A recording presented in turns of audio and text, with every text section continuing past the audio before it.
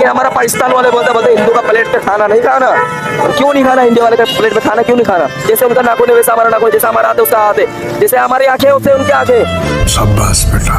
लेकिन लोग कहते हैं कि हिंदुओं से नफरत करते हैं लोग, हिंदुओं के साथ आपने जैसे कहा कि खाना नहीं खाना, और ये हकीकत है काफी सारे लोग जगहों पे लोग हिंदुओं के साथ बैठ कर खाना भी नहीं मुसलमान खाते। ही नहीं है, मैं कहता हूँ वो मुसलमान ही नहीं है। बिल्कुल राइट। इंडिया में चले जाओ, इंडिया में लोग बोलते हैं मुसलमानों को आओ मेरा भाई मेरे घर में बैठ के खाना खाओ। लेकिन यहाँ पे हिंदुओं के साथ नफरत होती है। पाकिस्तान के बंदे खुद अच्छे नहीं है तो ऐसे बंदे कहाँ मिलेंगे आपको? ये बंदा सही है। अरे भाई हर चीज का एक तरीका होता है, ये इससे नहीं होता कि हमारे पाकिस्तान में हिंदू क्यों आया है। अरे तू ये बता तू पाकिस्तान में कैसे आया है? जैसे अल्लाह ने भेजा ऐसे उसको भी भेजा है, उसके बाद भी दिले तो तुम्हारे बाद भी दिले। तू बगैरत नहीं है लेकिन उसके अंदर गैरत है।